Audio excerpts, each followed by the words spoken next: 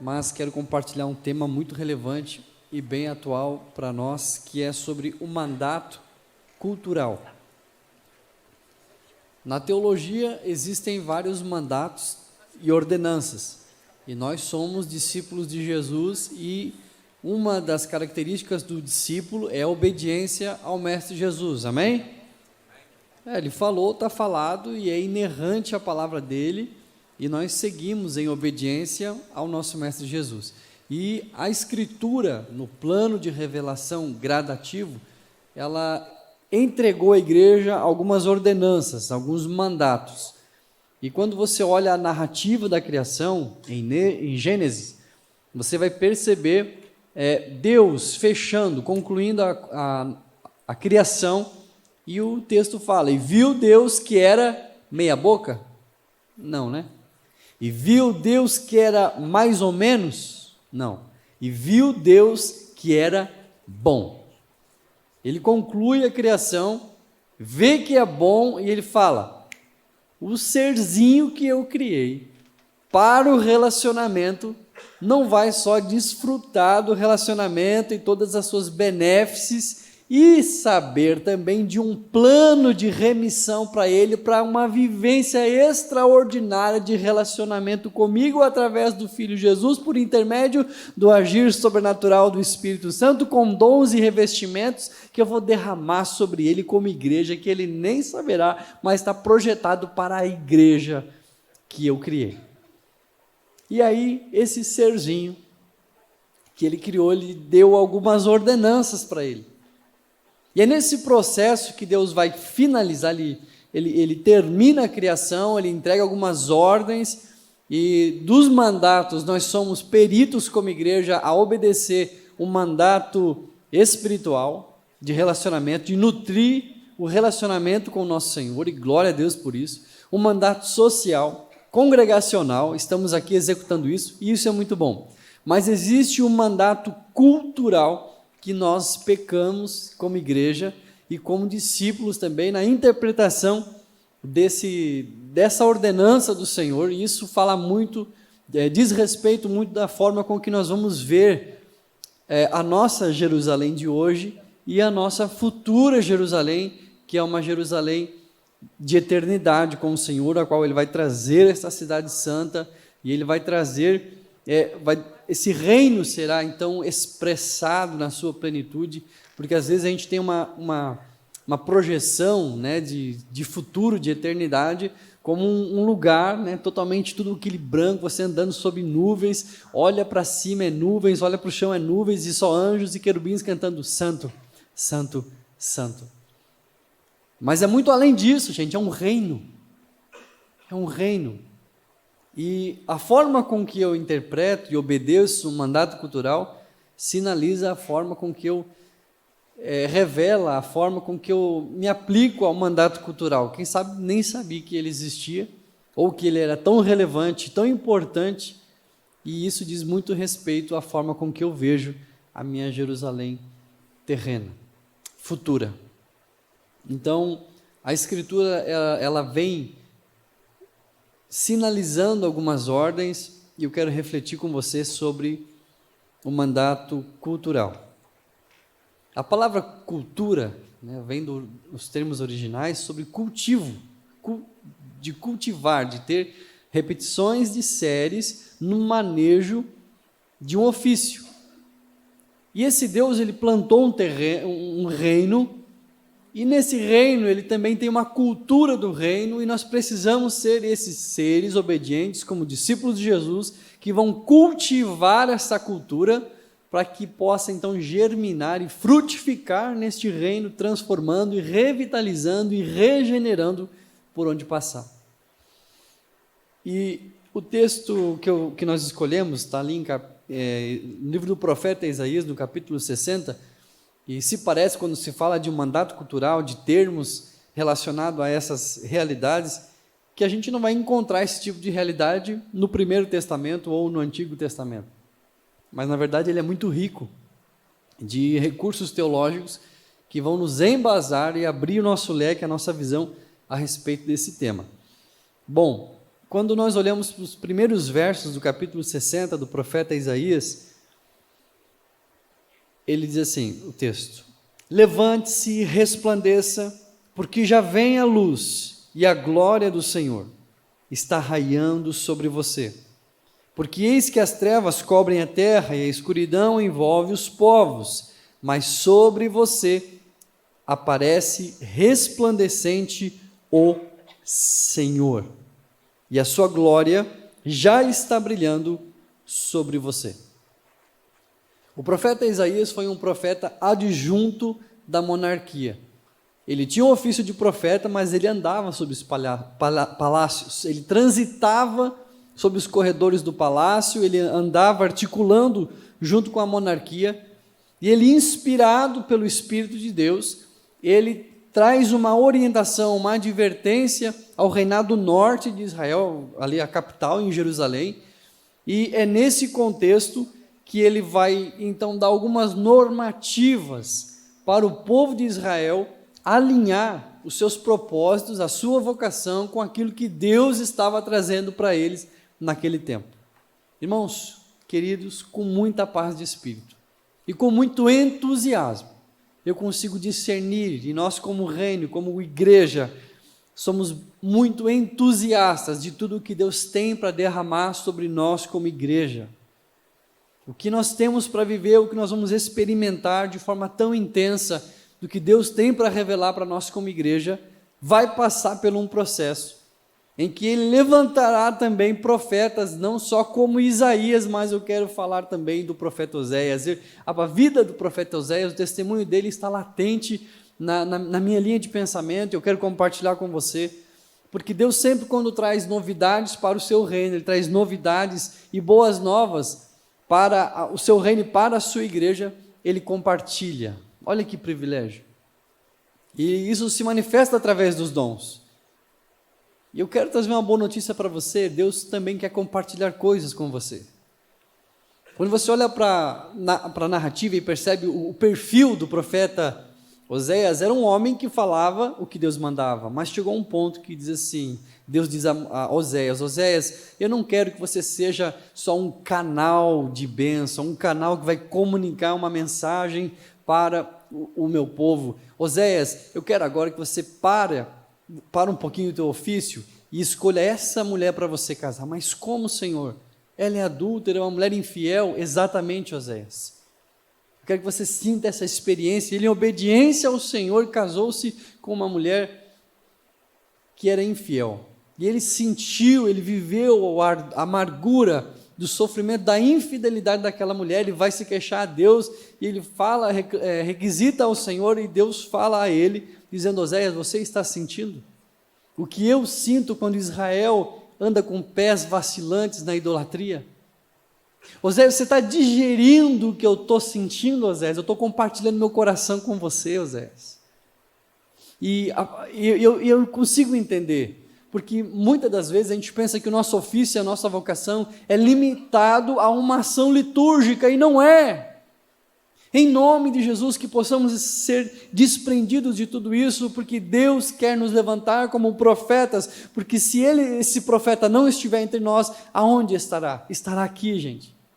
E Deus vai derramar, vai compartilhar conosco o seu coração a respeito do que Ele está sentindo sobre Blumenau. E agora ele chega ao profeta Isaías, num outro contexto. E ele começa a dar as sinalizações para o profeta Isaías, mas se você olhar, o título do capítulo 60 fala da glória da nova Jerusalém. Isaías vai falar dos problemas, das alterações e modificações que Israel precisava fazer e viver em Jerusalém, mas ele começa a falar da nova Jerusalém primeiro. Sabe por que isso, gente? Porque ele não perdeu a perspectiva do eterno. Ele tem as referências do que precisa ser mudado e ser vivido e experimentado em plenitude no agora, a partir de uma referência da eternidade. E uma das maiores ideologias que nós devemos vencer, guerrear contra isso, militar contra isso, e com certeza você está vivendo essa guerra espiritual de que você consegue ser um simpatizante do cristianismo, vivendo a sua vida na perspectiva de que você existe a partir do momento do seu nascimento e a sua vida termina a partir do momento em que você for à sepultura. E é a maior mentira, gente. Desculpa, isso não é cristianismo. Paulo fala: enquanto eu respiro, enquanto eu ando, é Cristo. Mas se eu morrer, é lucro. Já não tenho mais a minha vida por preciosa. Gente, tem um teólogo que diz que essa vida nesta terra, neste tempo presente, ainda quando ela não redimida em Cristo, não trazer a nova Jerusalém. Isso aqui é o inferno para os que serão salvos em Cristo Jesus. E será o céu daqueles que experimentaram um pouquinho da graça comum do nosso Senhor, que um dia estarão distantes do tormento eterno. As nossas escolhas, o profeta Isaías está dizendo, toda a sua decisão, o que vai nortear Nova Jerusalém, o palácio de Jerusalém e a atitude de todos os munícipes e de todos os habitantes de Jerusalém, deve ser o eterno. Porque as nossas decisões, as nossas atitudes são tomadas por impulsos hedonistas, em busca do prazer, em busca da minha realização pessoal, do meu sonhinho, da minha perspectivinha de vidinha, que Deus fala assim: para de olhar para o teu umbiguinho, para o teu umbigo, que a tua vida, o teu mundinho não gira em torno disso. A nossa vida é pó neste tempo, e é a questão de um fôlego, é um sopro. É por isso que nós devemos tomar decisões com a perspectiva do eterno. Não esquecer orar pensando no eterno, vestir uma roupa pensando no eterno, os seus investimentos, a área com que você estuda, a área com quem você se relaciona, pensando na eternidade. Isaías é claro e diz: Jerusalém, não percam a perspectiva do eterno. O maior empobrecimento do ser é ele se imergir de uma forma tão intensa na perspectiva do agora, do presente, e esquecer da perspectiva do eterno. E pasmem, mas infelizmente, conversando com pessoas, na narrativa da fala, nas entrelinhas, você percebe que a pessoa não vive um cristianismo. Ela é simpatizante do cristianismo, porque ela tem zero perspectiva de eterno. Tudo bem, né, se Jesus salvou, mas ela não tem aquele anseio, sabe aquele Maranata, ora vem Senhor Jesus, o anseio pela vinda do Senhor Jesus. Isaías adverte Jerusalém. Nós sim podemos ter saudades de onde nunca pisamos, de onde nunca vimos, nunca apalpamos, que é a eternidade. Eu e você podemos ter essa saudade, esse anseio, um pouquinho da manifestação da glória, da presença de Deus, enche o nosso espírito de gozo e alegria, nos renova, nos dá força. Isso nos enche de entusiasmo, mas é só um pouquinho daquilo que vamos viver na busca do conhecimento de Deus na eternidade. E a gente não pode se contentar só com isso. Cristianismo não se resume só a isso. Não se resume a minha simpatia pela fé, não se resume a ser um simpatizante de uma ideologia que é legalzinha para a sociedade. Não é isso. Todas as minhas atitudes e perspectivas são movidas pelo eterno. Que possamos ressignificar o nosso cristianismo a partir do eterno, gente. O nosso sonho, né? Quem está solteiro aí? Levanta a mão. Tem bastante gente. Eu quero casar, Senhor, antes de tu voltar. E que Deus te conceda esse grande privilégio em nome de Jesus. Posso ouvir teu amém? Amém. Isso é muito bom. O casamento é bênção. E é maravilhoso. Estou casado há 10 anos e recomendo. Apesar de ser maravilhoso e incrível essa experiência, ainda mais com a pessoa certa, da mesma visão, vocês vão ir longe. Mas isso é tão pequeno comparado à eternidade. Não estou te desmotivando a casar, não. Casa em nome de Jesus. Gente, como que isso vai acontecer? Vamos para o capítulo 61. O verso 1. Agora, o profeta, induzido pelo Espírito Santo de Deus, ele fala a Jerusalém dizendo, olha, a forma com que isso vai acontecer. O Espírito do Senhor Deus está sobre mim, porque o Senhor me ungiu para pregar boas novas aos pobres, enviou-me a curar os quebrantados de coração e proclamar libertação aos cativos e pôr em liberdade os algemados, a pregar o ano aceitável do Senhor e o dia da vingança do nosso Deus, e consolar todos os que choram, e a pôr sobre os que choram em Sião uma coroa ao invés de cinzas, óleo de alegria ao invés de pranto, manto de louvor ao invés de espírito angustiado. Ponto. Até essa parte do versículo 3. Lá no século I, Jesus chega diante da sinagoga de Nazaré e começa a falar com o rabino e pede o rolo, e ele pede para ler o capítulo 61 do profeta Isaías, e Jesus começa a falar na sinagoga agora dessa função. E essa é a ação de Jesus Cristo, a função de Jesus como remidor. E quando o rabino percebe que Jesus está falando, lendo o texto como se na pessoa dele, ele fica super revoltado, porque ele não conseguia imaginar a imagem de Deus, uma atribuição de Deus naquele nazareno que estava ao lado dele. E aí depois era no sábado, ele sai, eles comem alguns grãos, enfim, tem até uma cena do episódio do The Chosen, que vai falar justamente sobre isso. Quem sabe vai refrescar a sua memória. São as atribuições. A transformação de uma cidade, as mudanças culturais, a plantação do reino começa pela remissão do nosso Salvador Jesus Cristo. Essa é a função dele. Nós não temos atribuição até então. Agora, a partir deste ponto que nós paramos, vai mudar o sujeito da oração. E agora ele vai falar, eles. Quem são eles? Os que foram remidos, os que foram consolados, os que foram amparados, os que estavam quebrantados de coração e quebrantados de espírito, eu e você, aleluia. Eles serão chamados, agora é a minha função e a tua função. O texto está falando da função de Jesus, da atribuição de Jesus na remissão de uma cidade. E agora ele vai falar a função e atribuição de quem foi remido e alcançado pelo seu perdão. E ele fala, eles serão chamados carvalhos de justiça, plantados no Senhor para a sua glória. Reconstruirão as antigas ruínas, restaurarão os lugares anteriores destruídos e renovarão as cidades arruinadas, destruídas de geração em geração.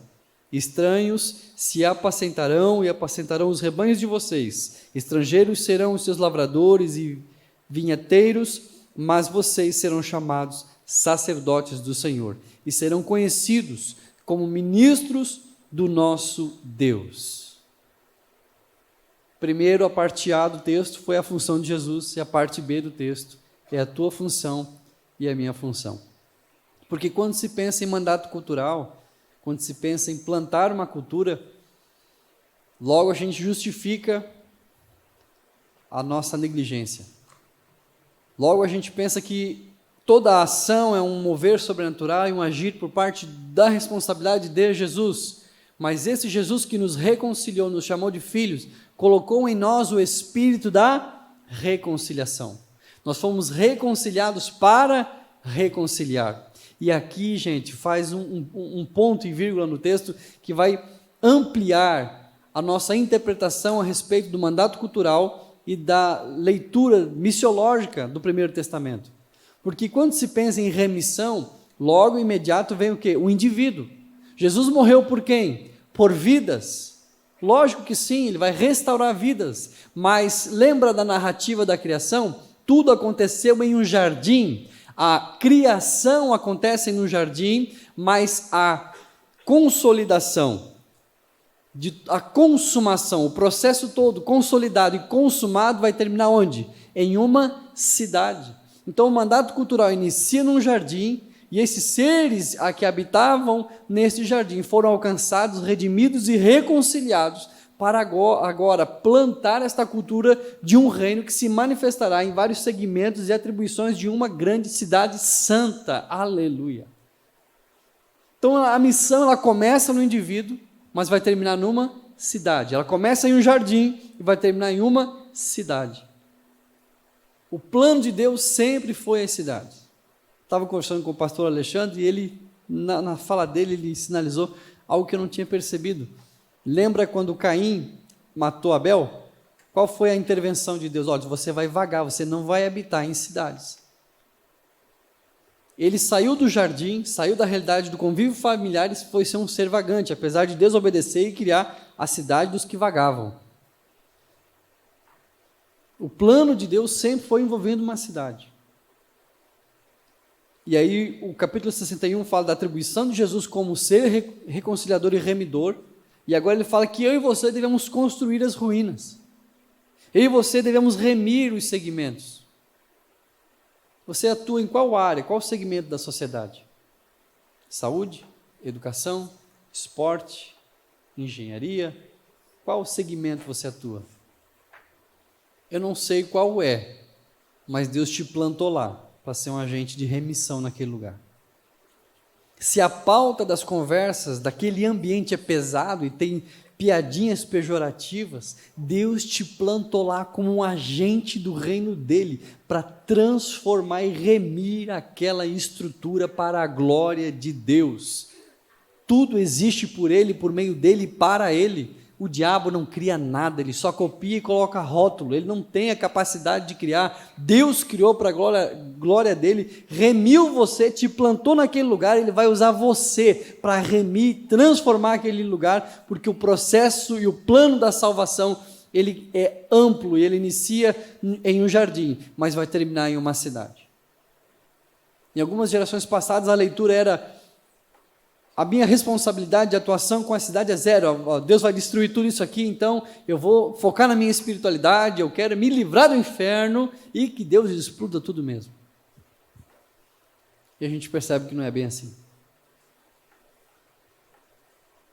O plano de Deus sempre foi alcançar a cidade. Ele inicia pelo indivíduo, mas ele é um Deus de relacionamento, ele é um Deus que reina, ele vai trazer um reino em todos os seus segmentos, em todas as suas atribuições, em todas as suas funções.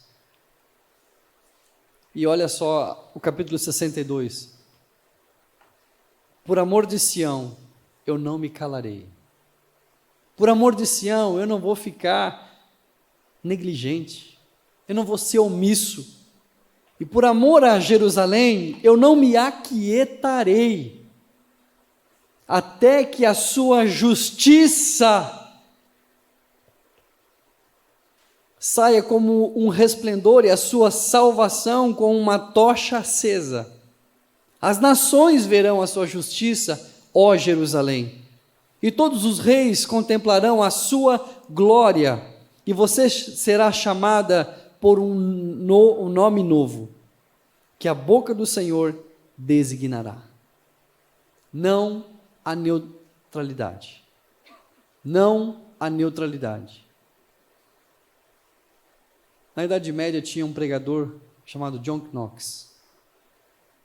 E esse homem, com muito fervor, amava e abraçava aquela cidade, e ele orava: Senhor, dai-me a Escócia, senão eu morro. Ele orava pela Escócia: Senhor, dai-me a Escócia, senão eu morro.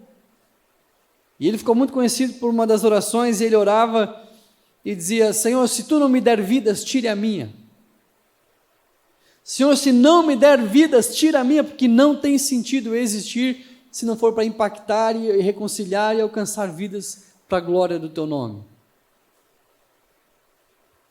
Eu pergunto para você, como um cidadão, um munícipe, primeira coisa, você ama essa cidade? Porque a forma com que você olha para essa cidade diz muito sobre como você vê a Nova Jerusalém. A forma com que você lida com os seus impostos diz muito sobre a responsabilidade com que você terá na futura Jerusalém, se assim Deus nos permitir.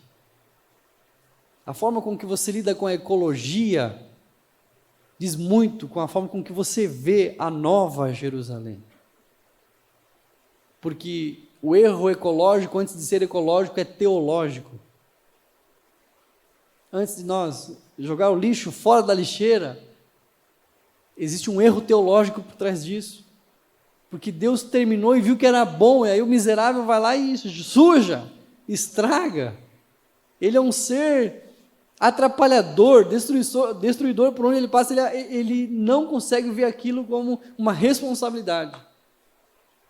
A dificuldade do cristão ver a sua convivência social também como responsabilidade. Sabe, os números falam por si. Quem de nós está atuante nos setores de influência da sociedade, sendo que Deus nos colocou lá para ser agente de reconciliação? Nas APPs, das escolas, nos conselhos. Se nós não estamos lá, tem alguém lá e tem mentes que maquinam algo pensando essas realidades. Eu quero convidar você a ressignificar o seu posicionamento como um munícipe, como um cidadão. Porque a forma com que nós agimos e reagimos com a nossa Blumenau, com a sua cidade, fala muito a respeito sobre a forma com que vemos a eternidade com o Senhor. A nossa Jerusalém, a nossa futura Jerusalém. Isaías falou, olha, isso aqui nem se compara ao que a gente vai viver em toda a sua plenitude. Mas isso aqui vai ser um espelho da face de Deus. Isso aqui vai revelar, vai refletir Deus. Já parou para pensar que o teu segmento, na tua área de trabalho, Deus te deu a nobre missão, não só de evangelizar, mas transformar aquele ambiente que faz piadinhas pejorativas num ambiente que reflete a face de Deus. Cara, é muito mais abrangente a minha missão, a minha responsabilidade. Isaías estava assim, ó, gente, entendam que Deus não só quer trazer uma nova cidade, vai destruir, Ele quer que enquanto Ele não traga a nova Jerusalém, essa aqui seja um espelho da sua face, que seja conhecido como os carvalhos de justiça, que seja conhecido como aqueles que vão exprimir os atributos do Senhor. Gente, a missão que nos aguarda é uma missão muito intensa. Eu consigo olhar para a nossa cidade e me envergonhar, me dá náuseas, me dá enjoo, ao saber que a palavra Blumenau reflete, tem uma cultura germânica tão linda e tão expressiva, mas ela é resumida a chopp.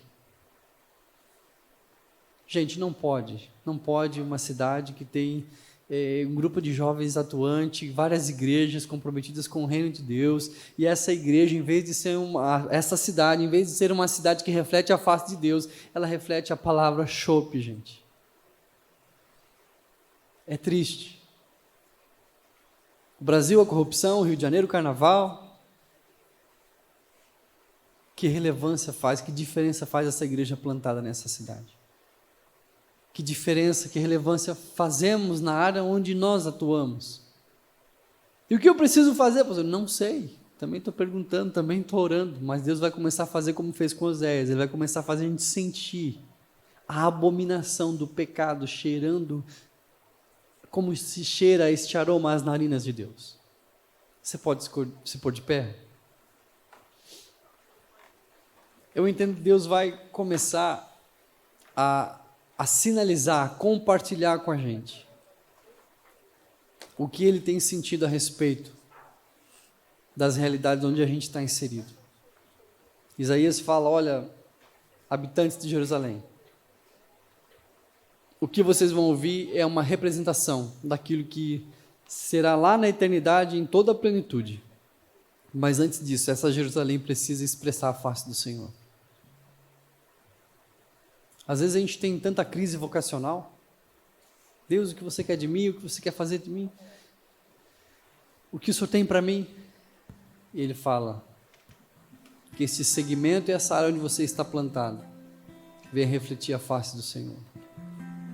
Que o teu segmento da tua área, na tua faculdade, a tua classe, cara, a tua classe possa refletir a face de Deus. É muito difícil, é muito difícil. É muito difícil, mas a gente deve orar, Senhor, dizer, Senhor, está muito difícil, está muito difícil. E tudo que ele compartilha, ele não compartilha, olha, está aqui uma caixinha, pega, pronto. Não, ele compartilha no coração. Você quando estiver ouvindo aquela piadinha, aquelas tônicas das falas ali, aqueles temas que são conversados nas entrelinhas do seu convívio, aquilo vai te gerar náuseas. Aquilo vai te arruinar por dentro, porque é a podridão do pecado, gente. Esse segmento foi desconceituado pelo pecado. O pecado afetou essa realidade. O pecado atingiu essa realidade. E Deus nos reconciliou para ser agentes de reconciliação.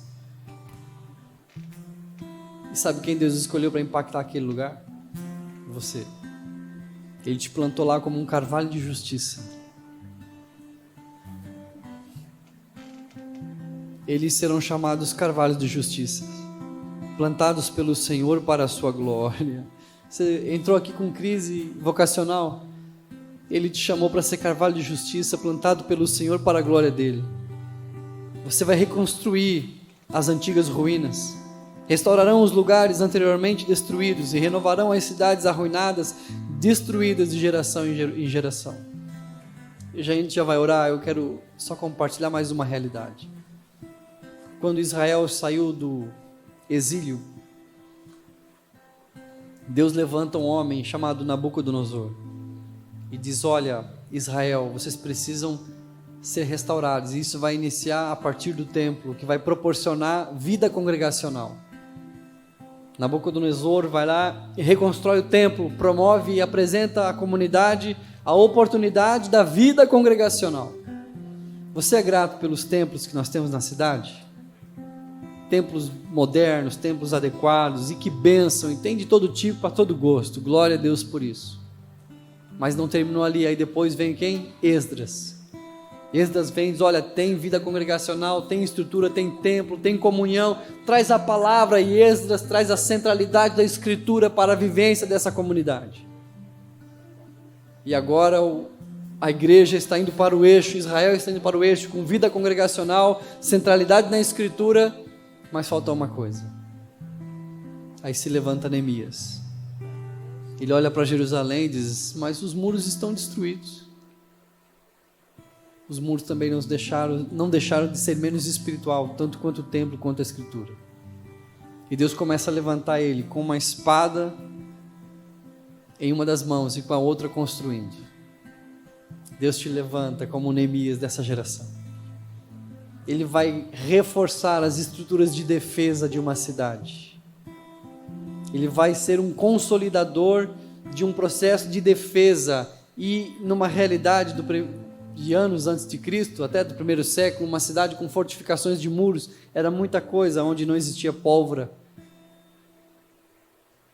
Existem ideologias que vão corroendo as estruturas de defesa de uma cidade. Violência, saneamento básico, divórcio, drogas, ideologias, corrupção, quantas outras ideologias vão corroendo, vão fragmentando as estruturas de defesa de uma cidade. E Deus levantou Neemias. Nós estamos bem servidos com templos, estamos bem servidos com a escritura, temos no celular, tem várias traduções e versões, mas somos carentes de Neemias. Somos carentes de Neemias. Dizer, Senhor, eu vou abraçar minha responsabilidade como um ressignificador da minha área de formação, da onde eu estou estudando, da minha vocação, seja na saúde, seja, enfim, qual seja a tua área de atuação. Entenda isso. O processo da reconciliação inicia no indivíduo, mas vai terminar numa cidade.